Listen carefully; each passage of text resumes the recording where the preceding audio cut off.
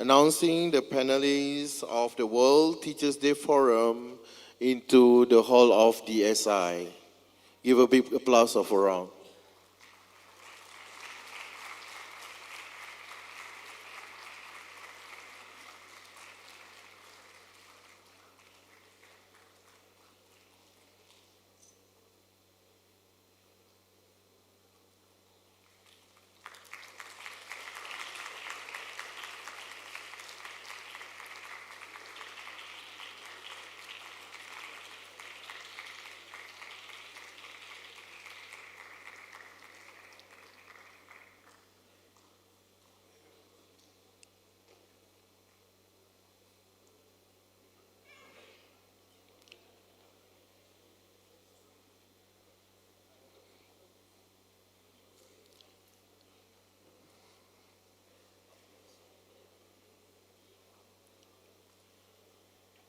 Thank you. So, good afternoon, esteemed guests, panelists, and participants. Welcome to the World Teachers' Day Forum at the 9th World Conference on TVET 2024. We are gathered here today to discuss the theme, Driving Economic Growth, Fostering Digital Education and Sustainable Development in TVET. This forum presents a valuable opportunity to explore the pivotal role of teachers and educators in shaping a sustainable future through innovative teaching practices and digital integration in technical and vocational education and training.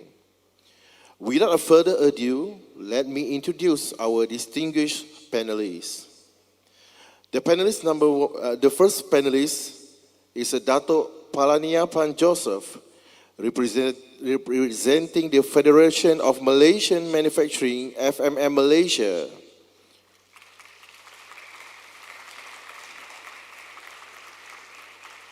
Dato Palaniappan is a renowned leader in the industry, development and vocational education.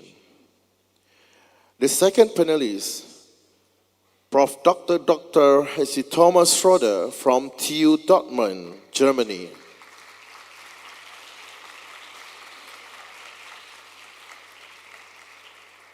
Prof. Schröder brings extensive expertise in educational frameworks and their impacts on the vocational training system. And our last panelist, Prof. Dr. ING Nik Abdullah Nik Mohamed from UCSI University.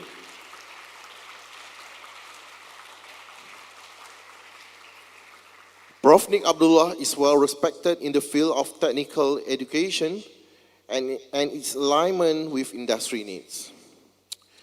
Well, we have the panels. For sure, I won't forget about the moderator.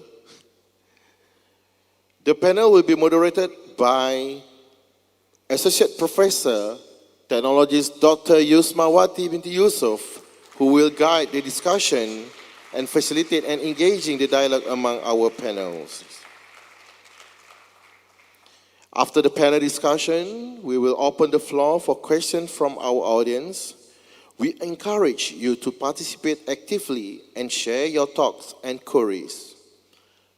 Now, let's start the forum by passing the baton to Associate Professor, Technologist Dr. Yusmarwati binti Yusof. The floor is yours. All right, thank you, Mr. MC. Bismillahirrahmanirrahim. Assalamualaikum warahmatullahi wabarakatuh. Greeting and very good afternoon. So, ladies and gentlemen, first of all, allow me to extend the warmest welcome to all participants to the 9th World Conference on TVET and to this forum session. Welcome everyone and welcome back to those who have joined us in the previous session in the morning. Well, nice to see you again and thank you for your continuous support. It's awesome to see so many of you here ready to dive into our topics, and our aim is to create a space where ideas can flow freely and every participant feel heard. So let's ignite some inspiring discussion and make this session unforgettable. So my name is Yusmarwati Yusof, and I'm very honored to be your moderator for this session. Ladies and gentlemen, we are indeed very delighted and privileged to have with us today few experts from many disciplines and organizations that are going to share their insights on fostering digital education and sustainable development in TVET towards driving economic growth. I'm thrilled to introduce our distinguished panel today. So let's get started with our first panel. So our first panel is Yang Berbahagia Dato Palaniappan Joseph. Hi Dato, selamat datang. Hi, thank How are you? I'm good, great. I've been here since yesterday. Beautiful campus and beautiful people. All right, so let me briefly introduce Dato Palaniappan. Dato Palaniappan currently serves as the Executive Chairman of the Asian Future Workforce Council, a vital role within the organization dedicated to advancing ASEAN-wide action on future skill and TVET development. His extensive involvement in labor and skills policy formulation and advocacy within the region and globally is showcased through his active role as council member of the National Wages Consultative Council and the National Labor Advisory Council, and as a board member of the Human Resources Development Corporation in Malaysia. At the regional level, he contributes as a council member of the Asian TVET Council under the Asian Secretariat and as the Joint Business Council member of Asian Business Advisory Council, and globally he served as a Build Expert Group member for Green and Digital Transition under UNESCO UTHM. Dato Panelist is a distinguished individual who has been elected as a council member in two prominent industry and employer-based federation in Malaysia, namely the Federation of Malaysian Manufacturers and the Malaysian Employers Federation. These appointments highlight his significant contributions and influence in shaping policies and initiatives within the industrial sectors. With a master's degree in quality and productivity improvement and a double degree in economics and jurisprudence, Dato Palaniappan brings a wealth of knowledge and expertise to his current roles. Over the past 25 years, he has held senior corporate positions in various regional and international organizations, further amplifying his experience and leadership. In addition to his membership role in the public and industry sectors, Dato Palaniappan served as the Managing Director of Startake Technologies in Berhad, where he leveraged his wealth of experience to drive innovation and excellence in technology-driven solutions. Wow, so many achievements. We're great to have him around. Well, let's go to the next speaker. Our second panel is Prof. Dr. h.c.Thomas Schröder. Hi, Prof. Welcome back to Malaysia. How are you doing? Yes. All right, a brief biography of Prof. Schröder. A bit long actually, but I've shortened it a little bit. So let's hear the successful of Prof. Schröder.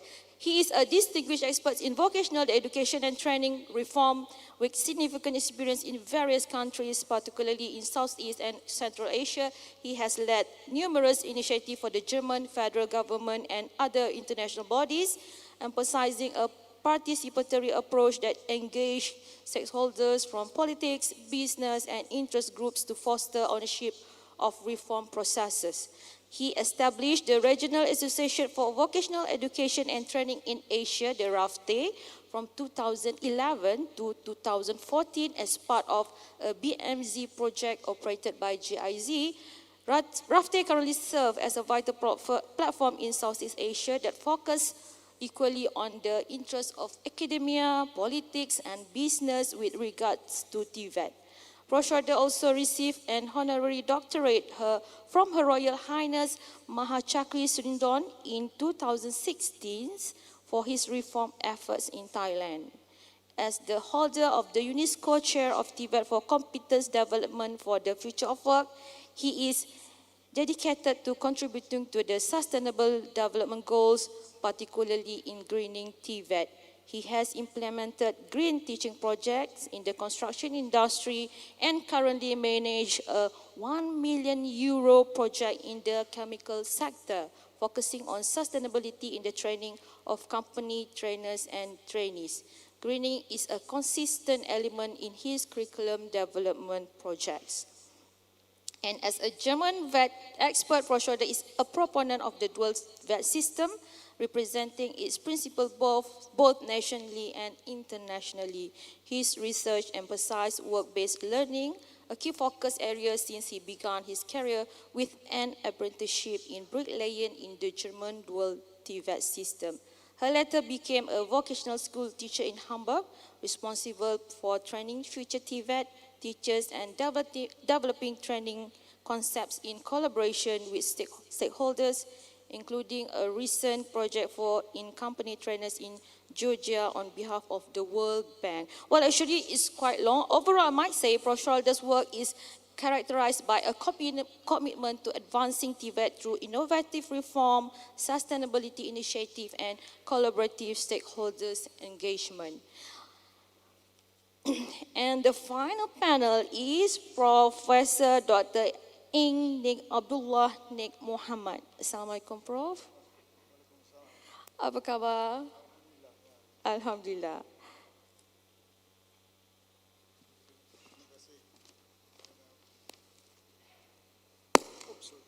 Terima kasih kerana menjemput saya datang ke sini untuk mengambil bahagian dalam forum ini. Okay, a bit about Prof. Nik Abdullah.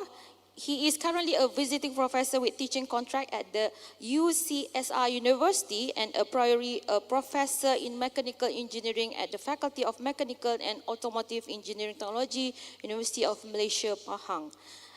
Prof. Nik Abdullah graduated with Bachelor of Engineering degree from the University of Applied Science Munich, Germany in the year 1979 and received his PhD, Dr. Ing, in 1991 from the Technical University of Berlin, where he was appointed as Research and Teaching Associate by the university from 1985 to 1992. In Malaysia, he began his lectureship career at the University Kebangsaan Malaysia in 1992 and continued his academic service in the year 2013 at the University of Malaysia, Pahang. Prof. Nik Abdullah was appointed as a visiting lecturer at the renowned Kyoto University, Japan, and at the Mercator University of Duisburg-Essen in Germany. He was also appointed as a member of the Board of Directors, University Malaysia Perlis, and was an advisor to the TVET Empowerment Committee, the Ministry of Higher Education, Malaysia.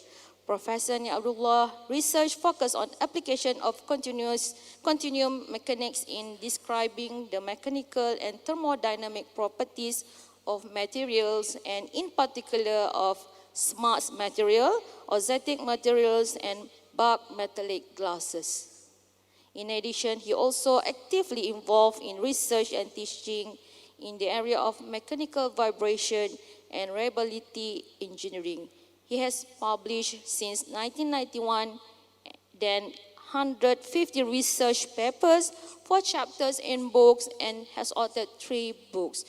So I might say our panel today is very, very intelligent and very expert in their own area. We hope we can benefit from this session. Well, let's start with our first session, the first round of this forum session. So everybody, can we start the session now? Is everybody ready?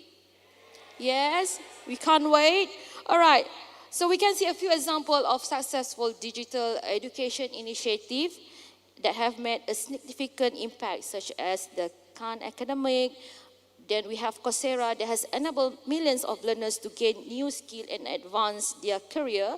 And of course, Google Classroom that has been widely adopted, especially during the COVID-19 pandemic, to facilitate remote learning, then still being used widely until today.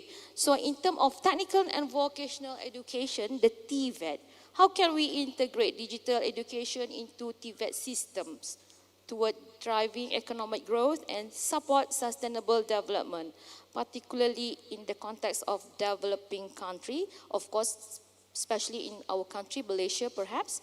So maybe can I start with Dato Palaniappan first? Okay, please. Thank you. Just to, I think, it's quite a, thank you to the moderator. It's quite a wide scope of to pursue the matter in terms of what would be the important contribution to the sustainable development in terms of TVET. So I would like to touch first on, I think, the most important disruption or value that the technology would have brought in terms of the TVET fraternity would be the ability to increase the accessibility of acquiring skill. I think the leverage of the digital actually has helped those countries. I think I just take an example in ASEAN. The demography of ASEAN is unique in the sense that the level of involvement or the level of TVET participation in the ecosystem varies to one ASEAN member state to another member state. So the factors that contribute towards this, other than the traditional policy related matters, but also the aspect of the accessibility for the potential youths as well as those who are in the workforce to be accessible to the skill acquisition opportunity. And I think the digital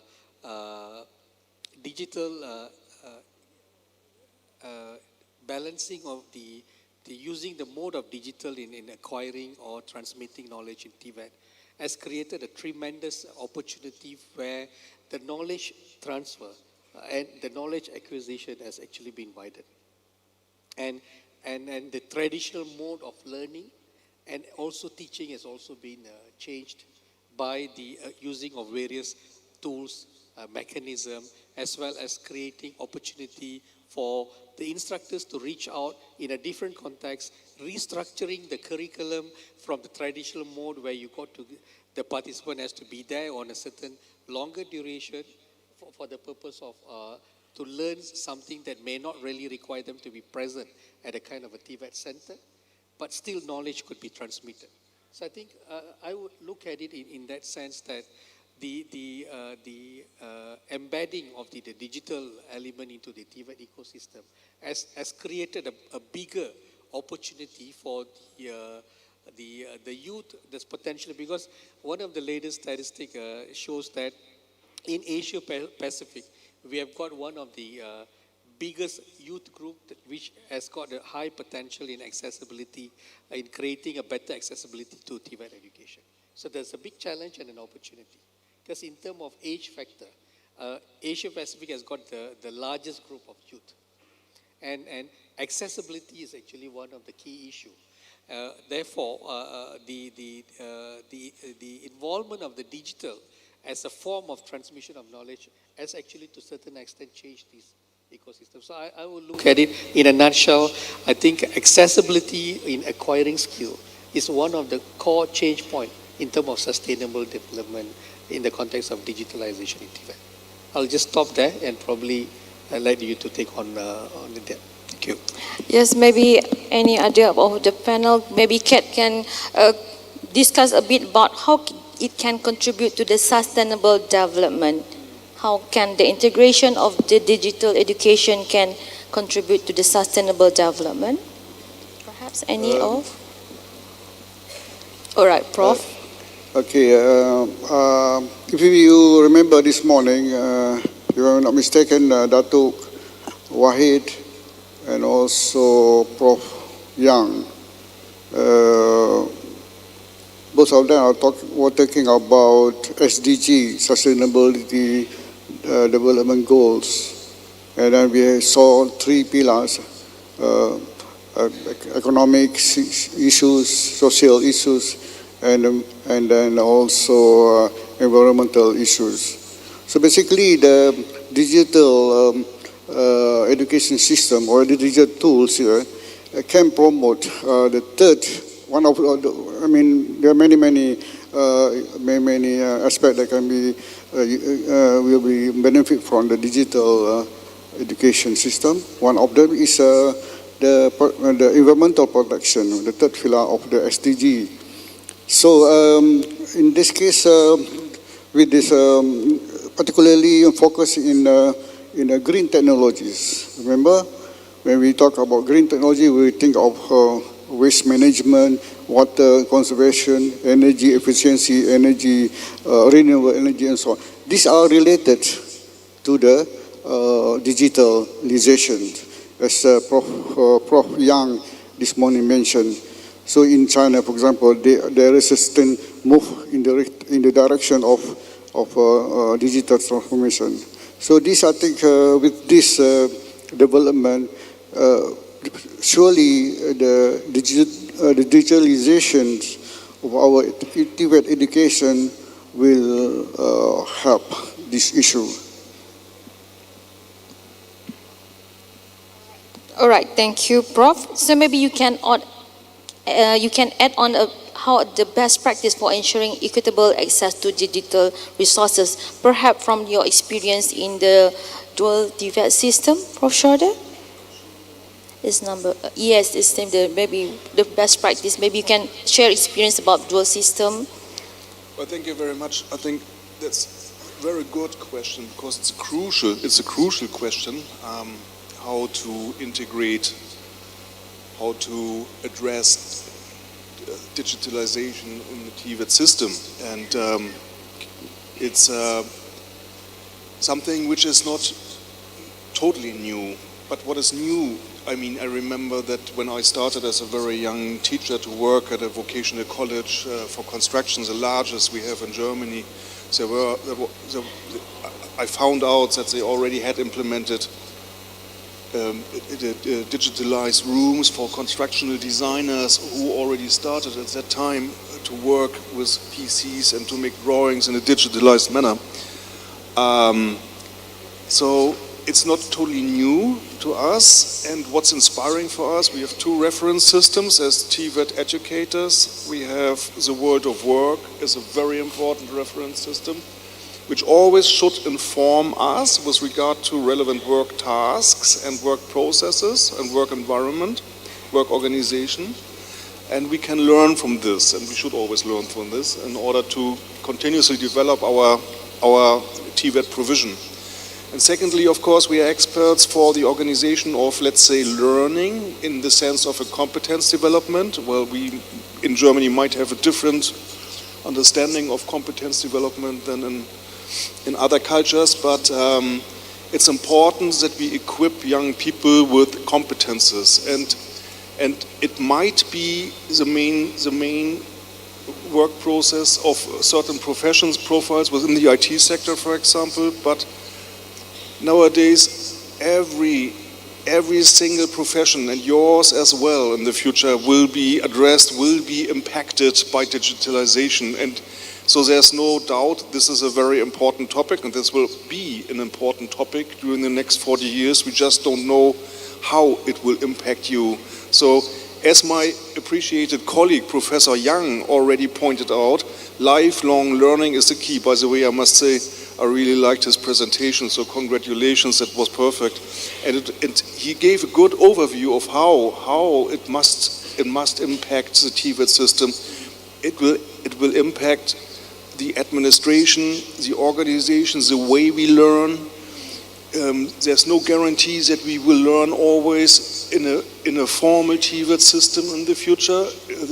There are options for a decentralization of learning, and which will have an impact, or which might upgrade other learning venues like the workplace, which is important. So learning at a workplace will be enhanced through digitalization, through an improved accessibility of knowledge. What has changed now, what is new, is the velocity of development and artificial intelligence coming in and giving us new tools.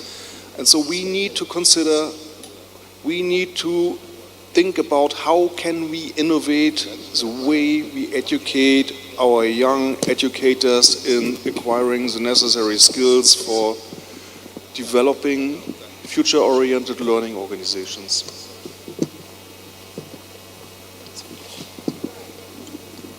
All right, thank you, Prof. So I might say that the TVET is not new things in the German, but it's become a variant in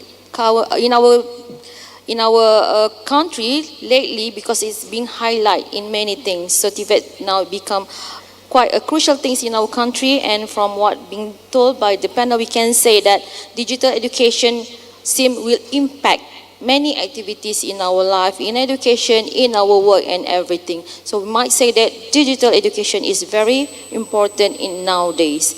So all right, we now turn to the next issue.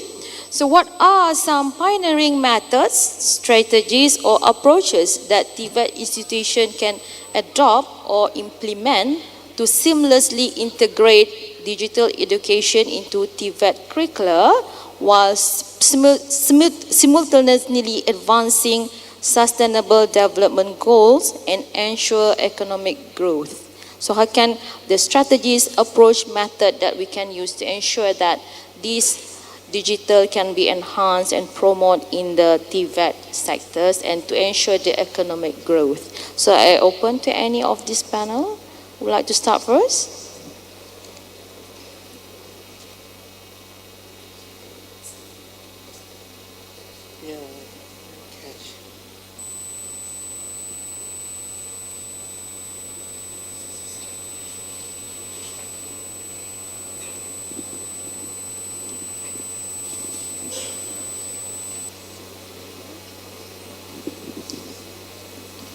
Okay, Prof. Schröder like to start first. All right, go on.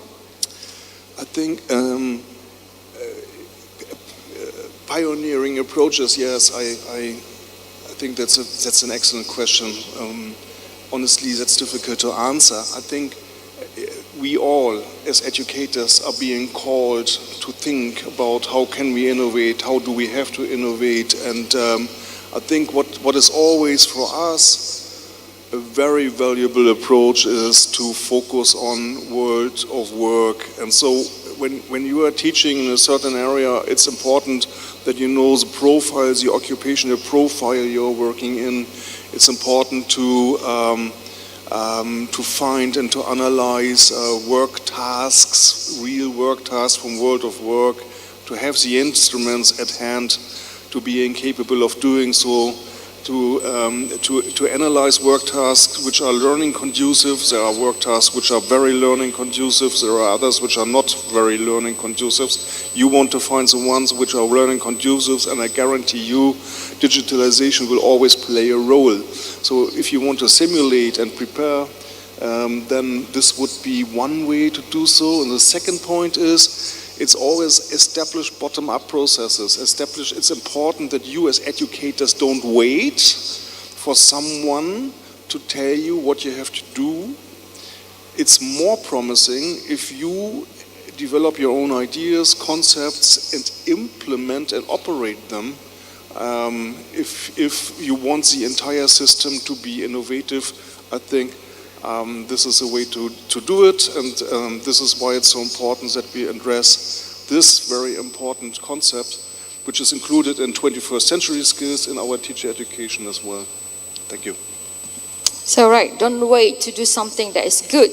So maybe in terms of industry, how can industry adapt something to the curricula to make sure that the institution can at par with the needs of the industry? Maybe Dato can add on about that. Yeah. I will touch on that. I think one of the way also that we could, address the question that you made it is that we need to realign the concept of knowledge transfer and knowledge acquisition from the context of the industry and demand perspective. That means it's like, I think I shared this concept yesterday during the workshop in terms of pursuing the demand-driven TVET system, where at the end of the day, the ability for the institution to ensure that the students acquire not only the knowledge, but the right relevant knowledge that is applicable at that particular time of technology development, and that's what is required by industry is very important. Therefore, I think it is very pertinent that the higher learning institution and industry work together in aligning the curriculum as well as the focus to what is the market demand, aligning it with the change of the technology, so that at the end of the day, whatever that is being taught to these the students, or what are the knowledge acquired relevant to the employability and the opportunity for them to be hired.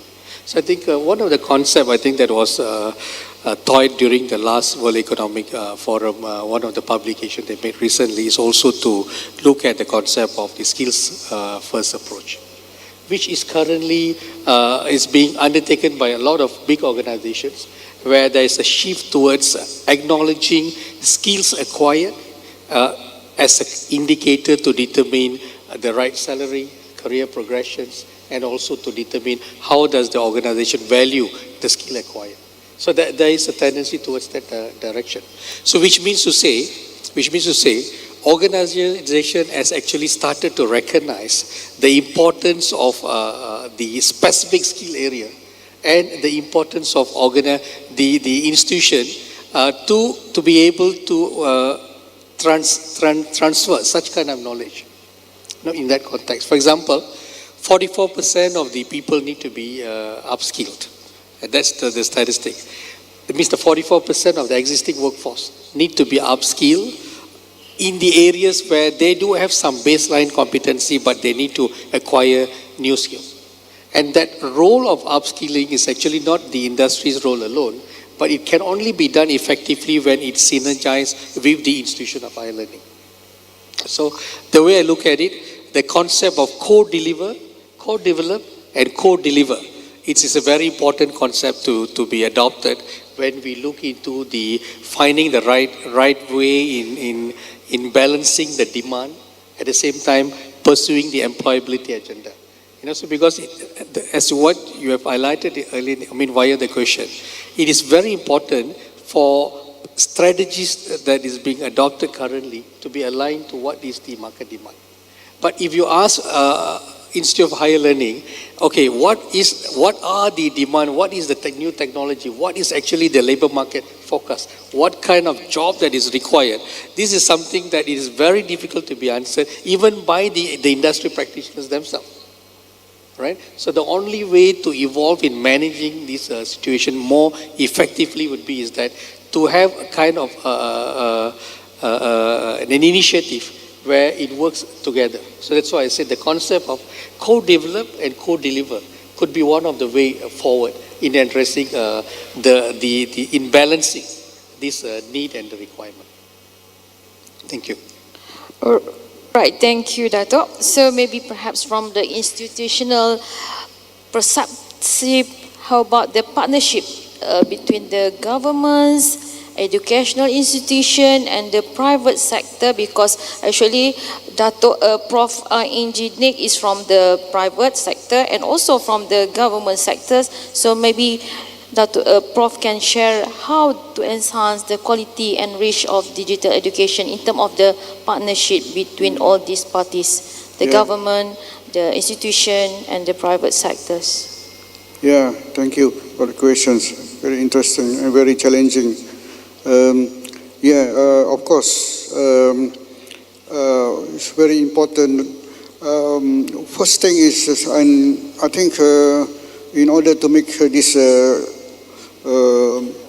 move successful, one is there are three parties here, for example, the government sectors, private sector industries, and then the TVET digital provider. And so the best thing is to have this good cooperation between all these three entities. I think first is the good relationship between government sectors and the industries. There must be a symbiosis between these two in order to promote, to enhance, or to develop the quality of this TVET provider. And this TVET provider, of course, is for for their own good. They will provide a very, very good workforce for the industry, also for the government sectors. So basically, a good cooperation between government and industry, so shoulder to shoulder relationship, basically hands in hands and so on, win-to-win situation, that very vital in the success of this TVET agenda. And then of course the funding is very important. There must be a mutual understanding between these two sectors, so that the funding can be channeled to the TVET provider, for the benefit of the young people. So I think that must be there. What we have now, we have a good relationship between university and industry, represented by our honorary guest here, Dato. He's representing the industry, and then we are for so that should be more than that in the later years, for example. We need that cooperation, we need that collaborations. I think that is one.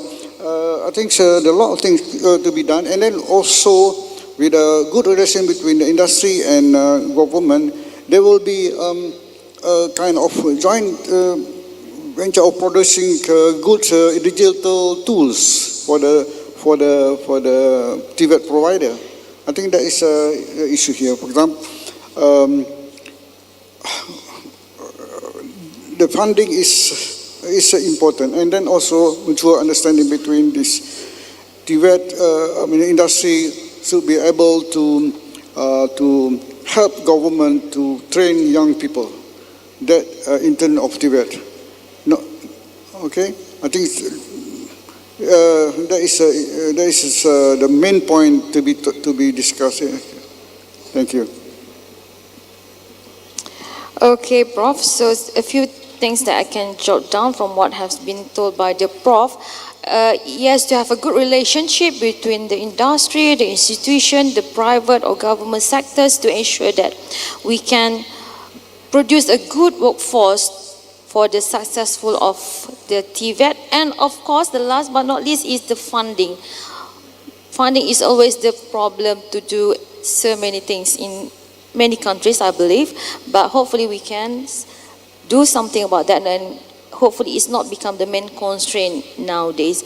All right, thank you for the second round. Actually, we already reached the second round, and then we're going to the third round now.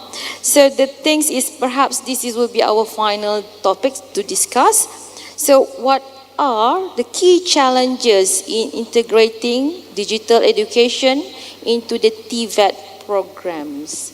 Okay, what are the main challenges to integrate digital education into TVET programs? As we can say that digital programs usually is for the hands-on programs, not so many for the theoretical part. So how can we adapt the digital education into the systems? Yes, okay, you may start. Okay, yeah, Prof. Thank you. Yeah, it's very important to discuss challenges. There are many different challenges. It starts with funding. Do we have enough funding, equipment? We have in IT technology very short innovation cycles. So sometimes you equip a room, and then 2 years later or 3 years later, the technology is already outdated. So we need to find out how to tackle this. That's why it's so important to have companies aboard in TVET, because they need to update always the equipment in order to be competitive. So I would say that's one challenge. Another challenge is we need more concepts for vocational teacher education or teacher education in general, which are working and which will give our future teachers tools and instruments at hand, which will enable them to educate their learners in a future-oriented manner. And maybe we need to consider as well how to bring this together with sustainable development. So digitalization on its own is already a very important topic, but to combine it with sustainable development, like UNESCO UNIVEC does it now with this BUILD initiative. We calling this, or EU does call it as well, twin transition. So we have transformation on many levels, and somehow they need to interact. So this is adding complexity and another challenge, I believe. So there are many different challenges. Maybe one is each of us, always with a focus on a specific sector, we need to find solutions. So we need the tools to find solutions, and we need to develop ideas of how we can contribute. And of course, it's if I look into business administration, that's a totally different field, a totally different sector with totally different work processes. As in construction, let's say, we on our chair we had beautiful projects. We had the development of a assistance system, a digital assistance system, which would support the learner in a self-reliant manner to develop a solution and to work at a lathing and milling machine without an instructor, just by using this iPad, and the iPad would communicate with those machines, and whenever something would go wrong, then the machine would automatically, it would be equipped with sensors, would automatically interact and give a feedback. And we need to be creative. You know, it's not enough that we ask others to be creative. We need to be creative too. So that's another challenge. All right, so we need to, yes, I can say that funding is always the main challenge, okay, but we used to find the solution to make sure it is sustainable, and first foremost, we need to be creative. So, yes, please, Prof, you would like to add some on the challenges, yeah? When we are talking about challenges, there are a lot of challenges. First of all, in Malaysian scenario, perhaps the trainee and the trainer should be well equipped with the knowledge of digital knowledge or in IT knowledge. So this is perhaps a new direction.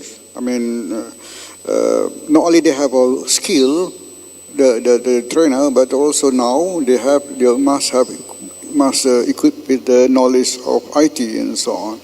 This is another challenge. And then, of course, when we talk about the digital tools, like as Prof. Schröder mentioned about lathe machine, we can have a kind of lathe machine simulator. You can have a milling machine simulator, like a pilot, have a pilot simulator and so on. And then the issue is that the challenge is that to develop that softwares, we need manpower, we need good people to develop that system that can interact with the training, do the training, lathe machine, operate lathe machine, and operate the milling machine digitally, using simulator. Okay. Another issue, of course, to develop people who can do the programming using this augmented reality, virtual reality, to develop the using gaming technologies. This issue need to be addressed, and that is a challenge in getting people, young people, to be interested in that.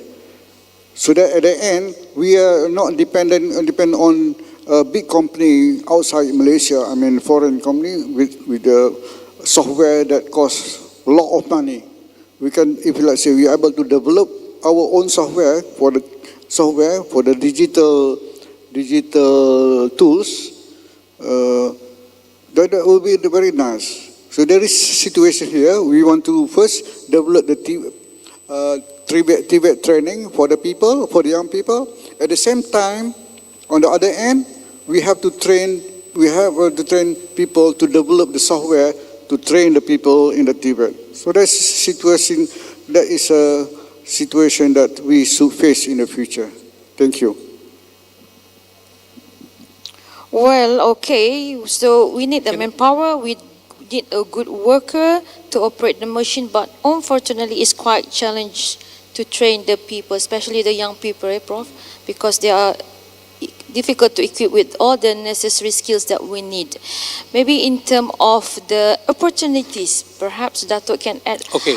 That's already a challenge. They talk about the challenges, how about the opportunities? I may just want to touch a little bit on one challenge Yes, to add okay, on to my fellow panelists. I think over and above the technology, infrastructure and all that, another key challenge that probably happens in this transition is also the shift of mindset, the acceptance to be disrupted on your status quo and the way that you have been doing things.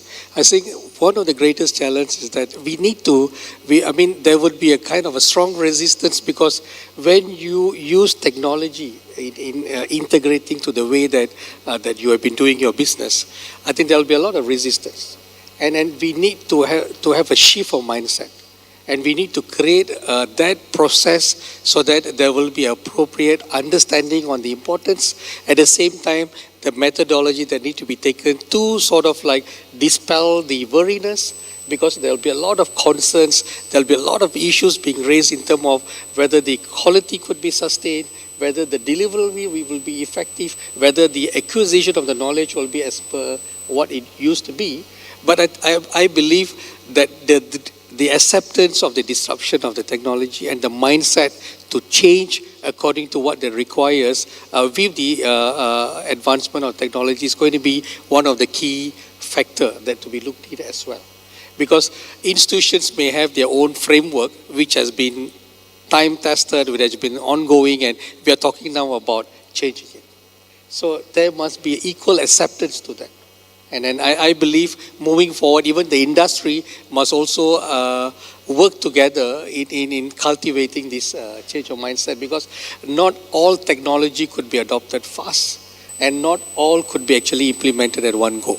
So in this sense, I believe that's also one of the areas that to be looked at. But moving forward, I think the opportunity is far much greater than whatever the challenges that we're looking at.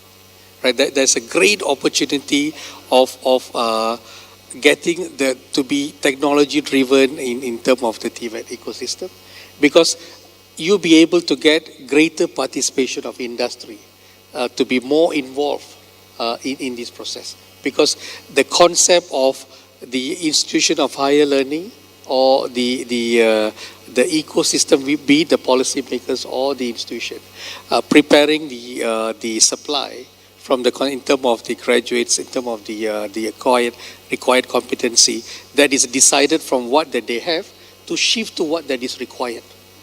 Which means to say it cannot be done by itself, but you may have a better leverage of accessibility to technology. And an institution may have a limitation in terms of funding, in terms of be able to gauge what is going to be the next 5 years trend in terms of technology. But by this acceptance of the importance of it and working with the relevant stakeholder, that may assist in creating a far larger opportunity than the barrier that it is. And I think it is also important for us to explore in terms of the context of specific technology. And I think Prof touched a little bit on that it has to be designed in the context of a specific technology, specific industry. So a kind of an approach, something like a straitjacket where we feel one kind of framework will fit all, may not really work.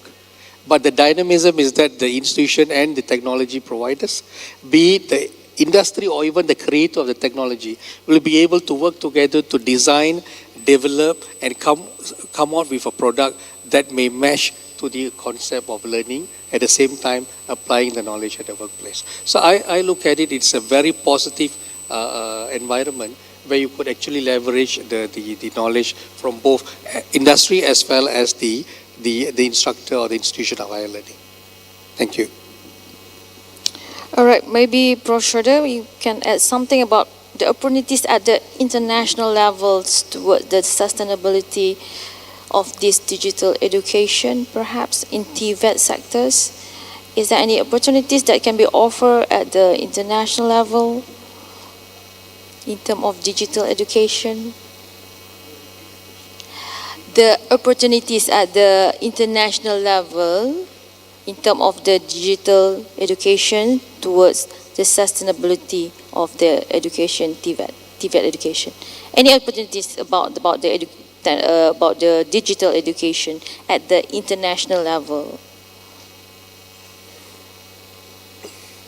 Yeah, while talking about the international level, there's another challenge which I would like to mention. I mean, we were talking about how to implement and how to strengthen implementation into the TVET system.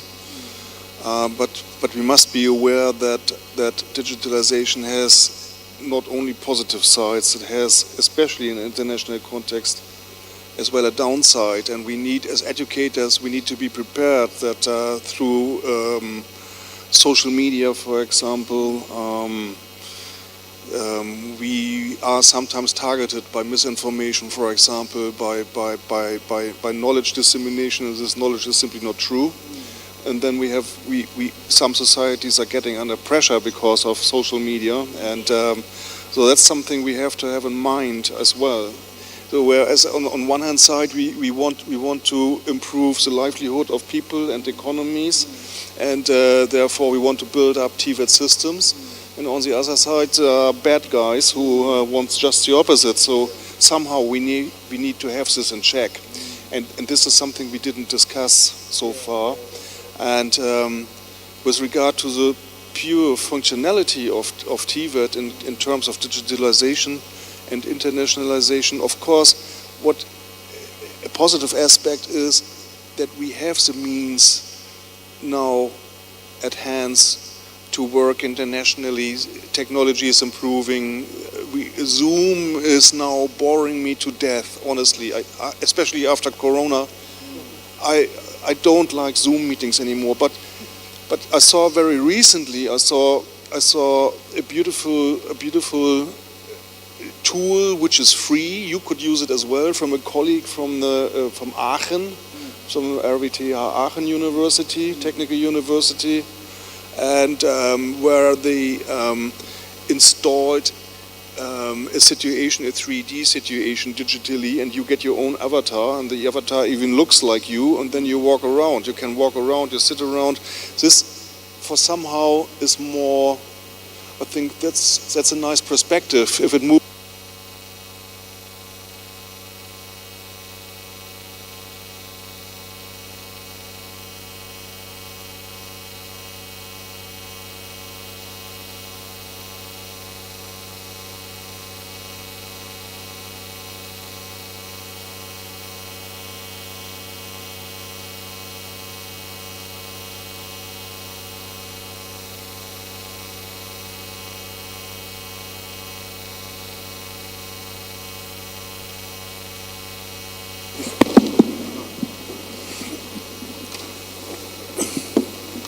So these Zoom meetings will be sooner or later replaced by something which is more advanced and which will support us even more into that direction of international cooperation without traveling. So this is, of course, yeah. I want to take the mic. Yeah. Sorry. No, I lost thread.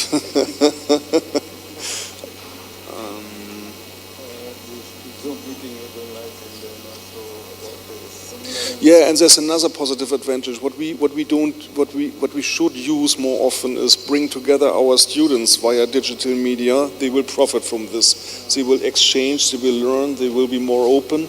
You know, you don't need to travel around half the globe in order to meet other people, and we should integrate these concepts as well. And it will improve the development of language skills with regard to English language, which obviously is a lingua franca in the IT sector. Maybe Yeah, I please. want to add a little bit. just in context of Malaysian higher education system, maybe the opportunities here that perhaps in the people in the computer technology, faculty of computer science and so on, they can perhaps develop program that train young people in the university or even in the colleges the ability to develop or create a program kind of that help, that become tools, TVET tools. For example, kind of like as I said before, tools, digital tool for the lathe machine, for milling machine, for welding, for painting, and so on. So this is tools that will help both sides. One is the students of computer science or computer program, and another one is will help for the student, TVET student. I think that is a new scenario that we can have. I think one of the opportunities. And other opportunities, of course, as I said before, we talk about the SDG, the Sustainability Development Goals. One is green technology. There are a lot of things to be done in this area, particularly in terms of energy efficiency, waste management, water conservation, and so on. And then that can be also be supported by good digital tools. Okay, thank you. All right, maybe Prof can add on something about the impact actually of the digitalization to the education system and also to the economic growth, the impact of the digital education. Impact, yeah. First of all, one of the aim of the government is to empower the TVET. So the impact is directly with digital education, TVET education system that enhance or that make it the goal achieved faster than expected as planned. That's, I think this is one way. And then first, secondly, with digital system in TVET, we do not have to waste a lot of resources, material, time, and so on. There is a direct impact that we can see. Maybe there are many others impact in the long term, but direct is, of course, we are not wasting when we do the training with plastics, for example, with metal, for example, or with lubricant. For example, when you do milling machine, when you do this lathe machine, as a trainer, you have to waste a lot of material. You have to waste a lot of plastics. You have to waste a lot of lubricants. When you have the digital system, you can avoid that. When you are ready, motoring ready for the real lathe machine and so on, then you go. Yeah, maybe you can save a lot of 70% of the material through this digitalization of the training system. Okay, thank you. Okay, I can say that so many positive impact of the digitalization and digital education. So maybe we like to hear some negative impact, perhaps, because I believe there is many positive impact. Perhaps maybe any negative impact.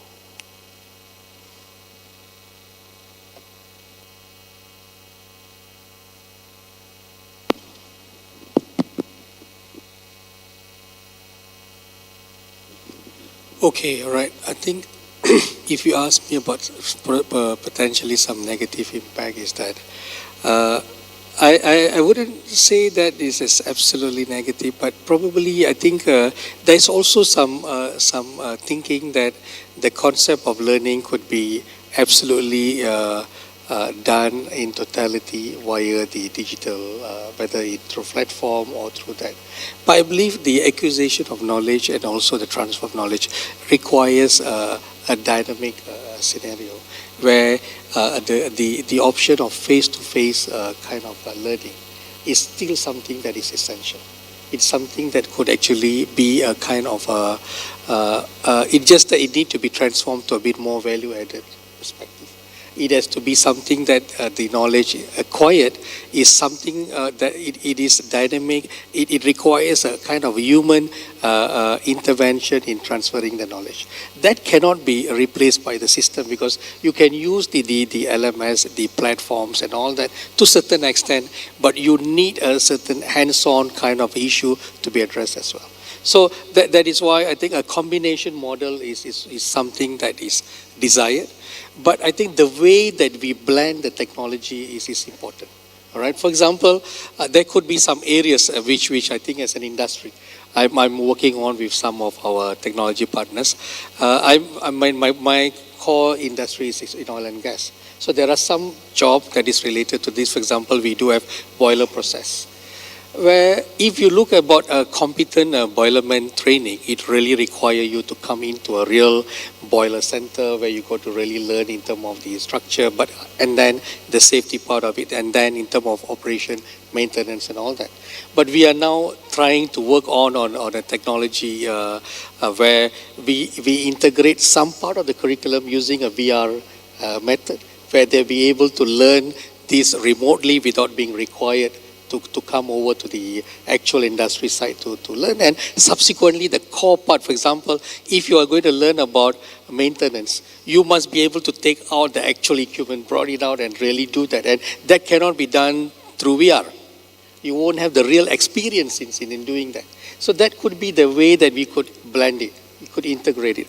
And I think it's like, there's also a trend, I think probably you would know, nowadays I think that the current generation, they would prefer a shorter form of a classroom or institutional-based study, rather than to be stuck in a program for 18 months or 24 months. They would prefer a shorter period where they could come and go. So such kind of approach to be more relevant to the current generation's viewpoint of learning. They would prefer to come, they learn, they go back, they work, and then they come back again and all that. They don't need to spend. I think these are some of the way that we could pursue the matter. But at the same time, we can never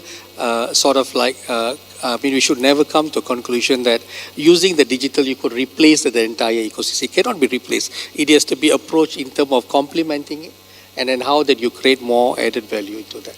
Thank you.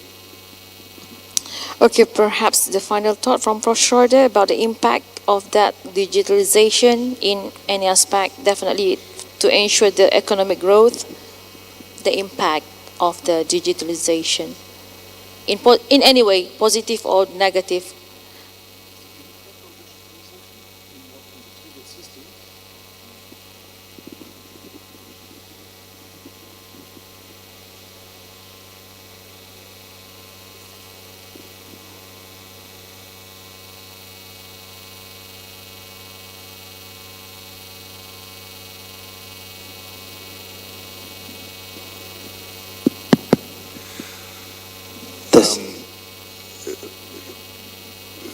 The direct impact, of course, through TVET on economic growth is difficult to measure, I believe. I might be wrong. This is not my subject. But there must be an impact, because you need skilled workforce in order to be competitive, in order to be efficient, in order to deliver quality, in order to satisfy customers. So all this we have to have in mind. So digitalization is a means, is a tool, is something which can make us more efficient. But at the same time, there's this dark side of the internet as well.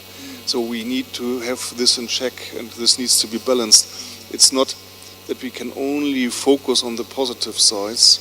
We have to look at the dark side as well. And this might have a negative impact if, for example, intellectual property is not secured and is being transferred into hands of others. This will have a negative impact on our economy, definitely.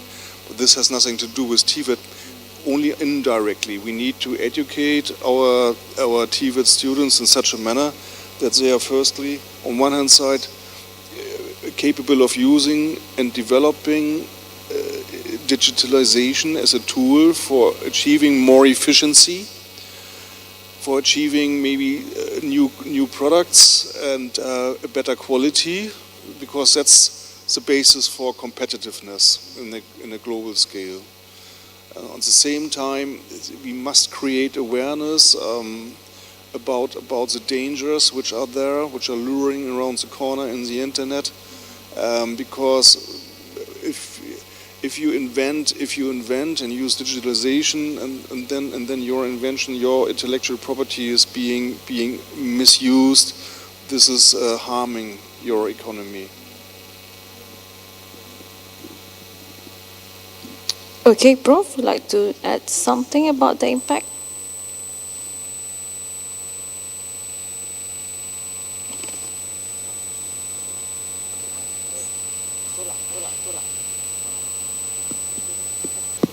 I think what Prof. Schröder mentioned just now is very, very valid. And I think we as student, UTHM students, I mean, must be aware and wise enough to select which is good and which is bad.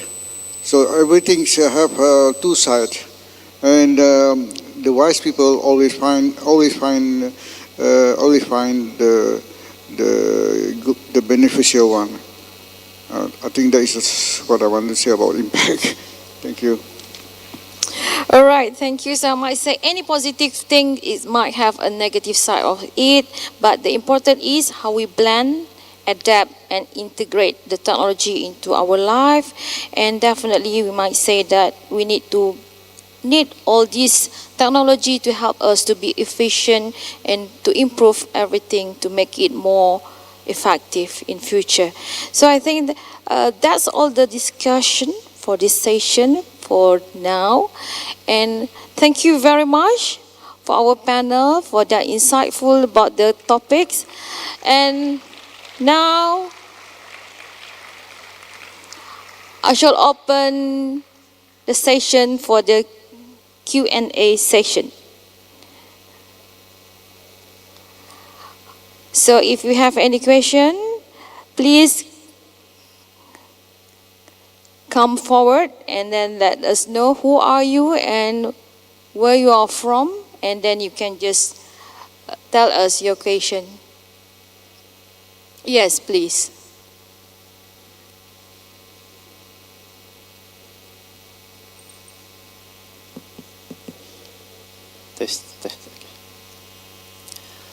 Assalamualaikum and good afternoon to all panels, professional Dato, Doctor, guests and all students.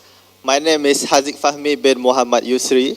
I'm TVET Master Student second semester from Technical Vocational and Education Faculty, FPTV. Okay, Prof. My question is, we can see the potential of digital education to enhance learning experiences, increase accessibility and support lifelong learning. But as a student, how can we replicate these successes into ourselves to make it a real success? Maybe need a little bit more clear up on that. And that's all my questions. Thank you. Any of the panel? Are you point to any certain of the panel? I'm open to any of the panels. Any of the panels. So he asking about how can that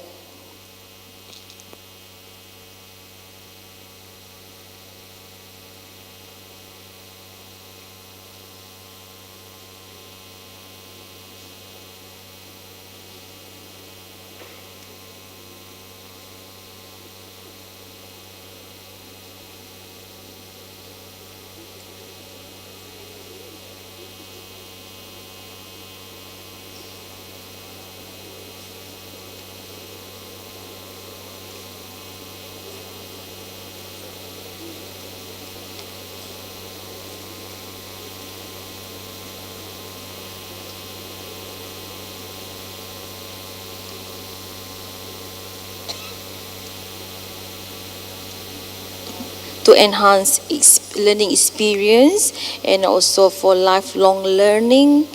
So how can they replicate the success into themselves, the TVET success into themselves for lifelong learning, for their success in terms of increased accessibility and support lifelong learning, the TVET system? Okay, thank you for the question, but I'm not very sure that I understand clearly. But you said about how to enhance your study when you are doing TVET master degrees, and yet, of course, focusing on the motorics, the psychomotor. Not only that, the skill, hand skill, but also you, as a master student, you also deal with the academic ability and so on, for example. But at the same time, you can make use of there are a lot of good things in the internet. For example, you know about MOOC, Massive Open Online System, and where you can learn, you can add value your knowledge, what you learn here in your UTHM, participating in the course, extra courses, micro credential, like Coursera or whatever, something that also, for example, you are good in TVET, you are good in buildings, in construction, buildings construction, for example, but you still can make use of others, these digital courses to enhance you in perhaps in calculus, in mathematics, or in whatever, in business or accounting and so on. So there are a lot of benefit. I mean, the only thing that you have to explore yourself. And you can see while exploring, while doing this, exploration, you can see a lot of things that for you beneficial. I think that's my answer. If I understand the question correctly, thank you.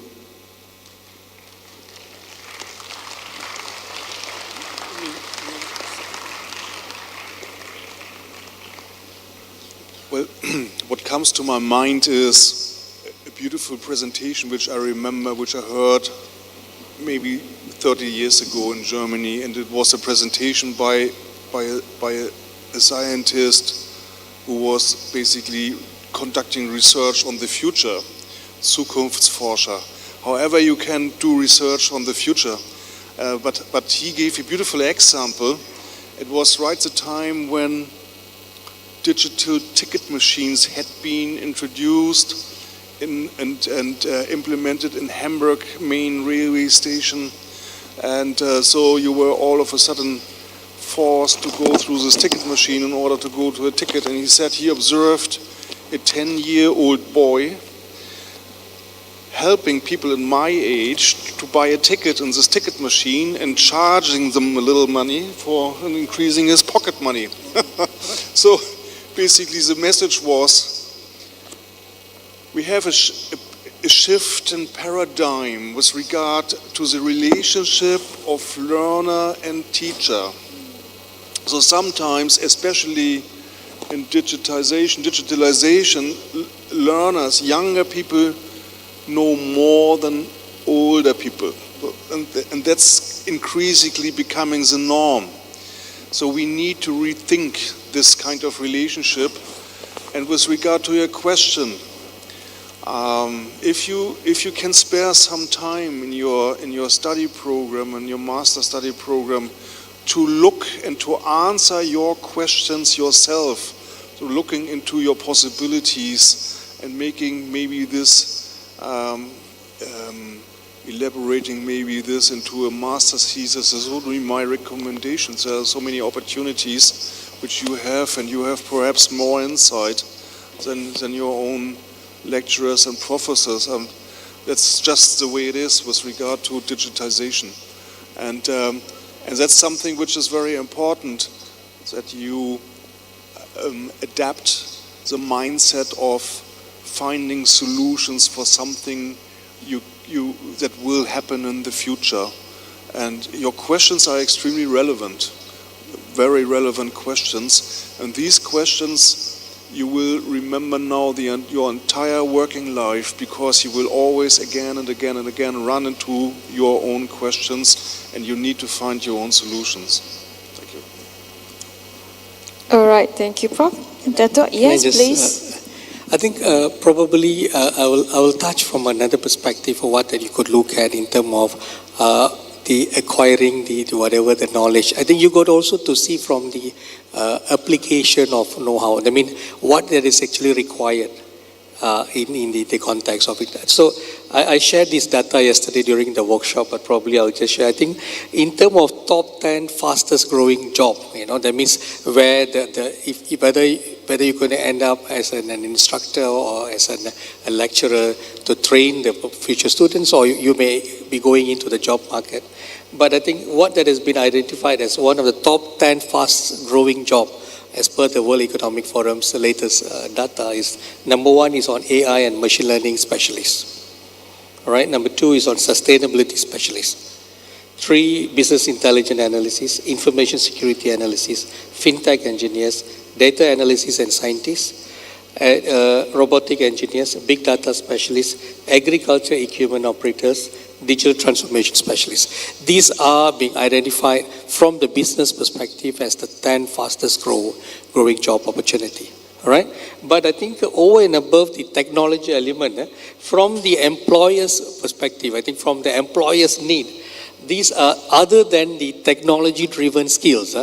We have also, there's a trend where we're also looking for other type of skills that need to be blended together with your technical knowledge. For example, the number 1 skill is actually on the ability of the creative thinking skill.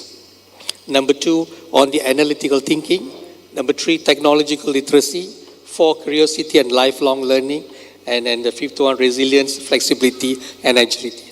So I would tell that I think for you, maybe majority number of audience here could be some aspiring students who are at various level of your academic pursuit. But what that you also need to embed as part of your learning process is that your flexibility, your agility, and your willingness to adapt to the change. Because in the real market environment, that changes in the technology, the advancement in the technology, and the way that we change the way we do work will create a situation where what that you have learned is good, but it may not be enough for you to pursue the next step. So the right mindset in learning, the skill to adapt, to adopt, at the same time to unlearn and relearn could be one of the skills that you also need to embed and you need to look at as you pursue the digitalization, because digitalization is talking about consistent evolvement of technology. A method or process that being adopted, let's say now, in the environment, let's say, of the business, what that was right 2 years ago, we are not able to say that this is going to be the next step forward. So it means to say we need to disrupt and reinvent what that appears to be a fantastic model. So simultaneously, I think to respond to your question, I think that the right mindset in adopting the technology is also equally important to be acquired in your pursuit of knowledge. Thank you. Well, thank you very much. I think that's a very, very clear answer that could help you to become a good and success student in the TVET. Is that okay? Yeah? All right. So I think we still have a time. Can we have one more question or 2 more? Anybody? Yes, please.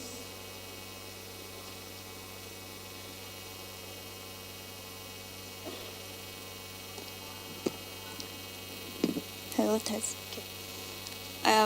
A very good afternoon to Professor, Doctors, and Dato. My name is Mimi Rashida, and I'm a master's student in TVET. So just now in the forum, it was mentioned that the education system has integrated the digital learning in classroom.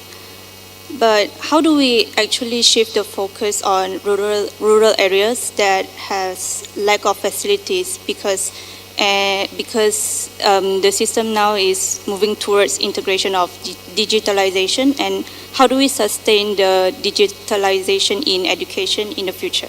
Thank you.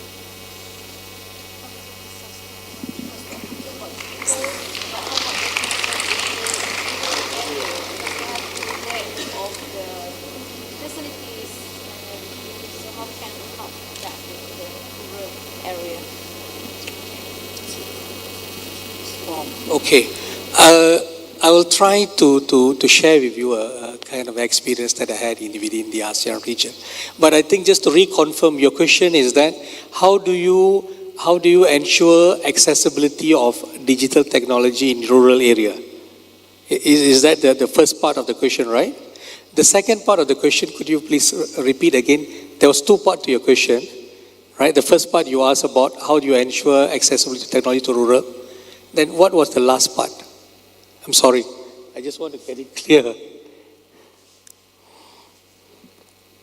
The second part is on, because if we have achieved the digitalization in education, how do we sustain the technology in education?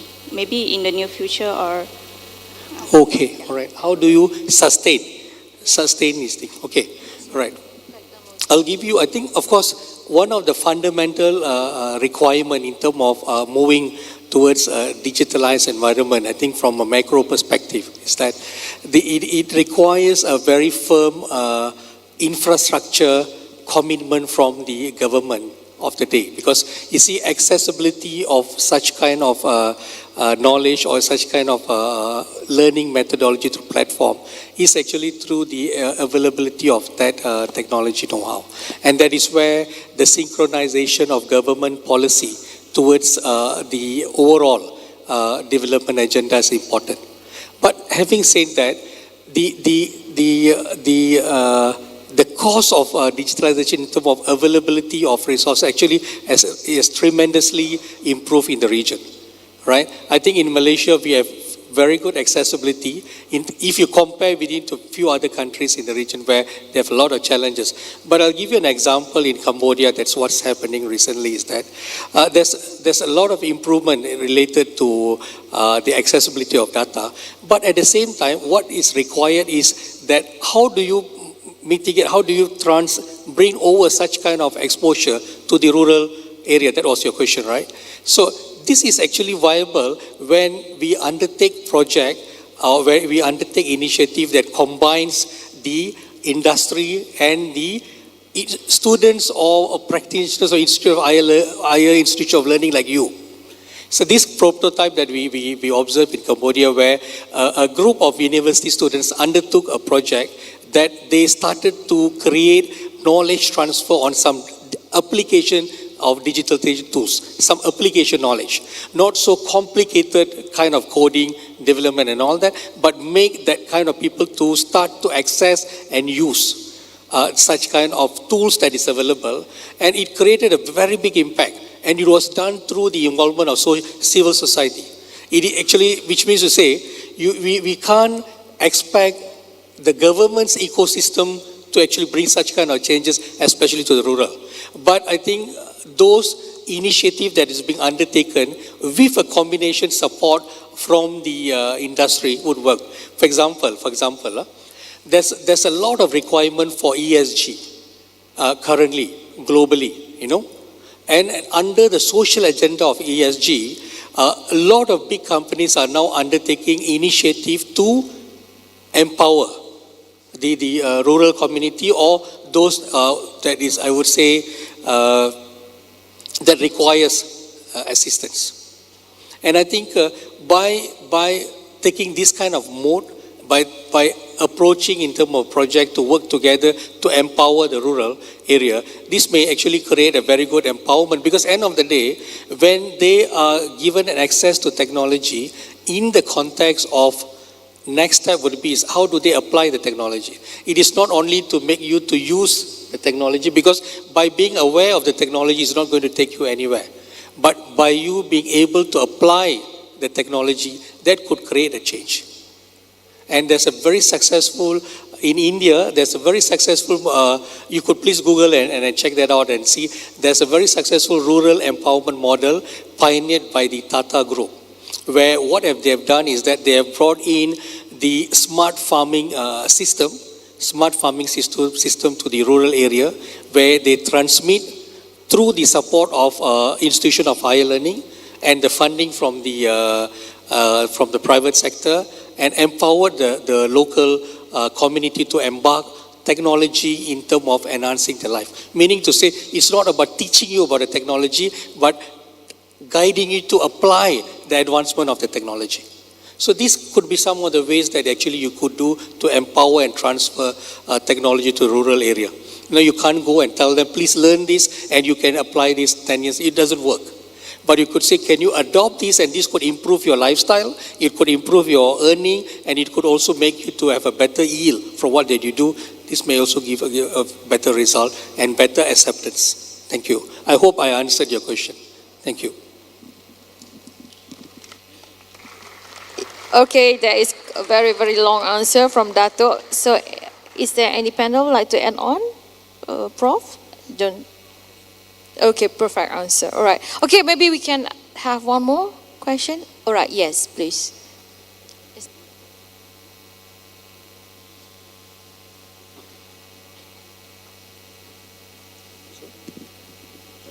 Hello? Hello? Okay. So, sorry? All right. Okay, Assalamualaikum and very good afternoon to all panel. Thank you for being here today. My name is Fahmi and I'm from Faculty of Technical and Vocational Education. So according to what Dr. Nick say, correct me if I'm wrong, how TVET can give impact to our economic system. Is it correct, Doctor? Okay.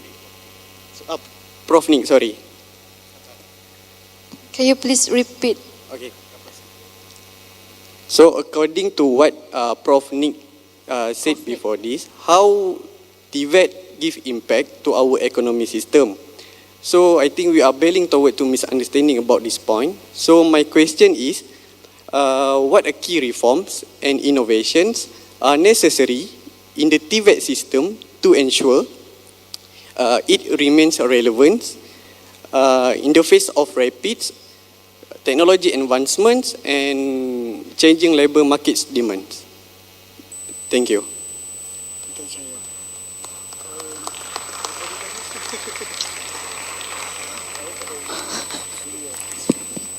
The impact, how the advancement in the technology life, kind of the impact. Just now we talked about the impact, so that how the impact that can be.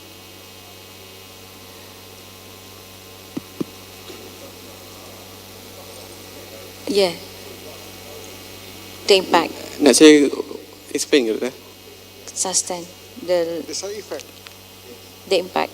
So I repeat semula. Can you come Okay, here, sorry. please? Because So- it's quite echo. We can't really Okay. catch Oh, it's your. very It's strong. too strong. So what key reforms and innovations are necessary in the TVET system to ensure it remains relevant? It means relevance. Sorry. Okay. Sorry. Remains relevant and can continuous. Sorry. Maybe we can come further here and tell us directly, because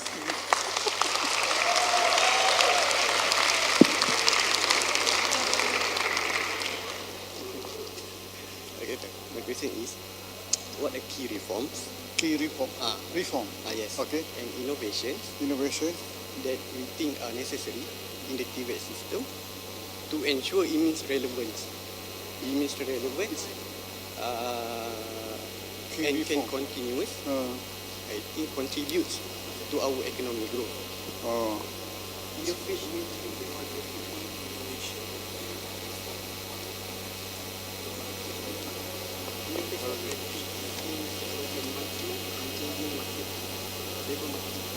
Yeah, thank you. I think so.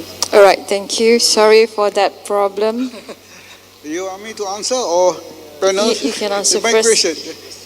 Well, thank you for the question. Very interesting and challenging questions. The innovations, innovation is basically come from problem solving. When you first finding the problems in whatever thing you do, and from problems, solving the problems, and then while doing this, you will find ways to get the solutions faster. And that is one characteristic of innovations, solving. So I think in the future, for the TVET, we not only have skills, because you learn this skill in your university and so on, and you get this bachelor degree. Technology is also skills, but also if we go further, then you will have more challenge. For example, in new situation, like Prof. Young talked this morning about the digital transformation. There is a lot of new problems that we will face. And then there is a lot of innovation. I think the one way of having innovations is that having simply solving problems. Whatever problem you have, engineering problem you have, then is the always the innovation there. I cannot say like this what innovation you take you can do, you give to enhance, but because this is relative to the problem that you face, okay, in relation to the TVET, in relation to what you do. In the engineering, perhaps, for example, we talk about nowadays about AIs and artificial intelligence and virtual reality, augmented reality. There's a lot of challenge here, and there are a lot of problems. And from there, you will face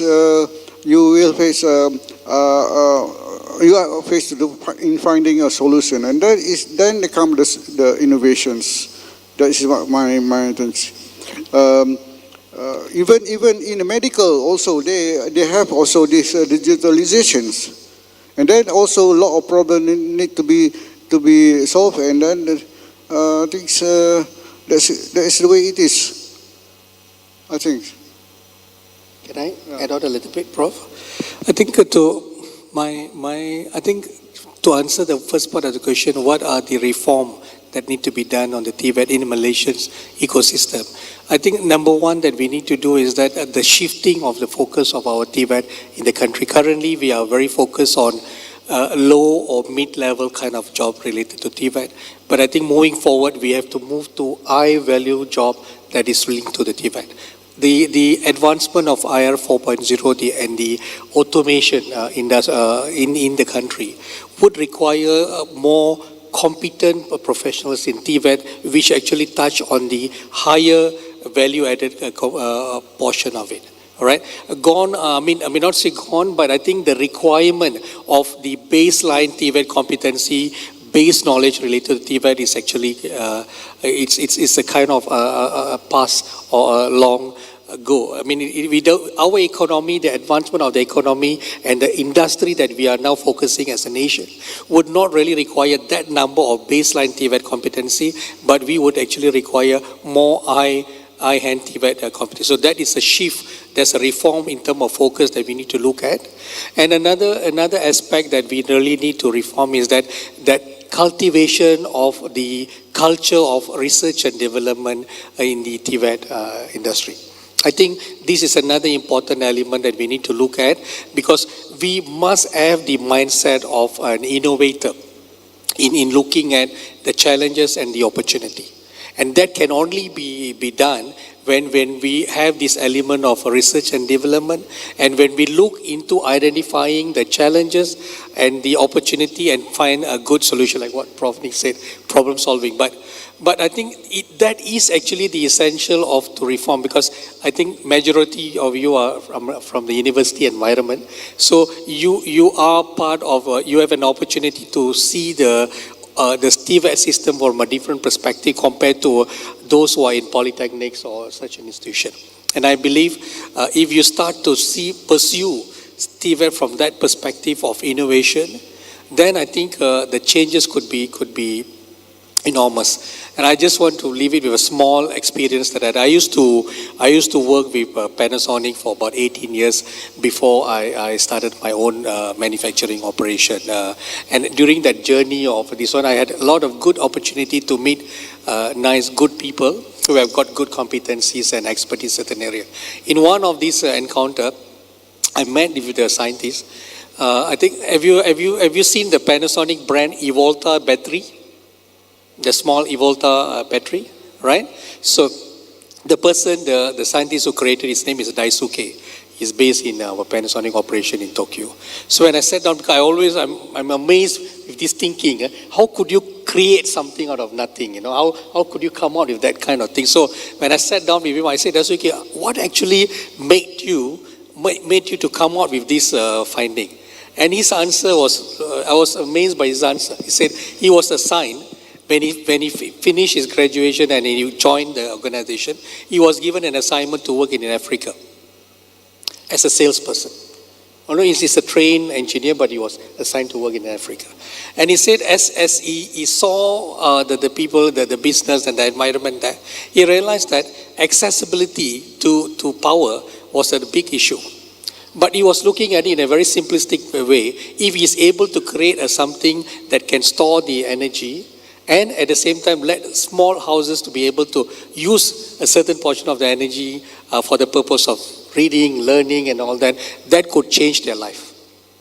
And with that simple thought of improving the life of the people that he saw, that's how the concept was derived, and subsequently with the necessary technology, the support, and then whatever that they require, the invention was made. So what I say, I think what Prof. Nick said was very spot on, is that your ability to engage, to integrate, and identify a challenge and come out with a solution could create the fundamentals of innovation. Right? And if you are in the field of study, the only way for you to be able to innovate and to be refreshed is for you to come out from the university, go down to the industry, go down to the shop floor, identify the challenges, come back and come to a solution. That is in a nutshell what I think that you can pursue to innovate. Thank you. All right, final thought from Prof. Schröder, maybe something?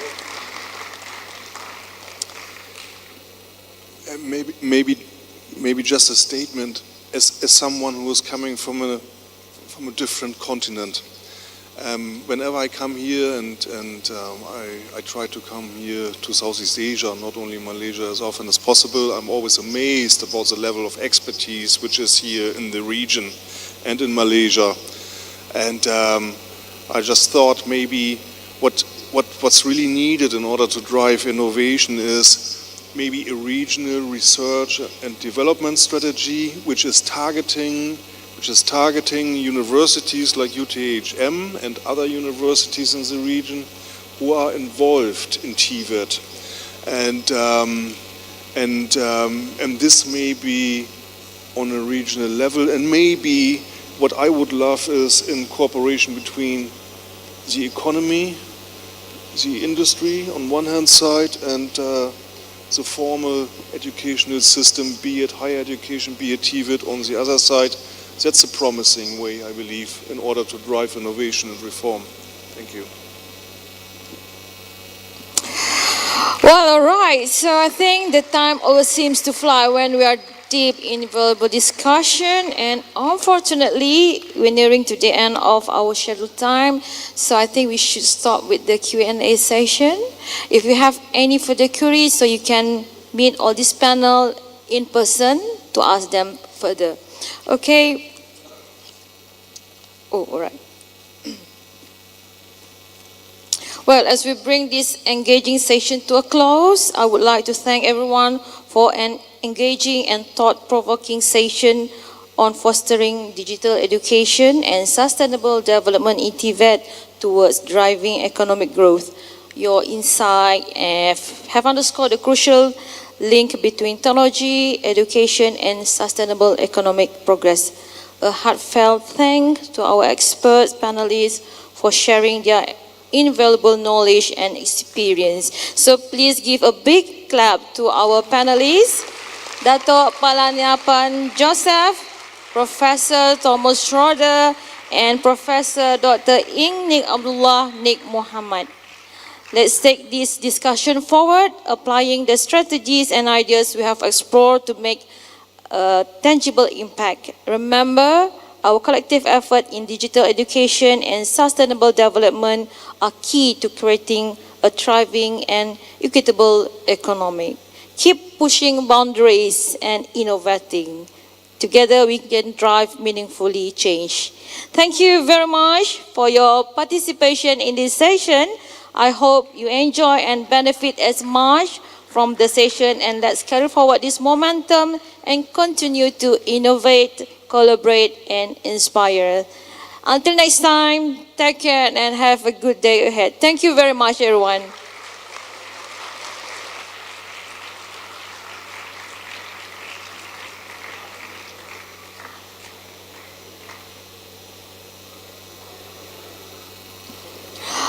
I pass again this session to the MC to properly close the session.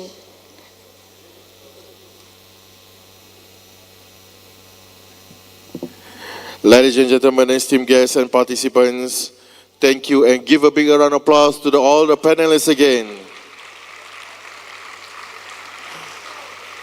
So we're going to break for a while. For the next session will be the last session, parallel session. But for all the esteemed guests and panelists, we would like to invite all of you to go to the banquet hall again for tea break session. Thank you. And for the participants, we're going to take a break for a while, and then we're going to come back for the parallel sessions for a short while. Thank you.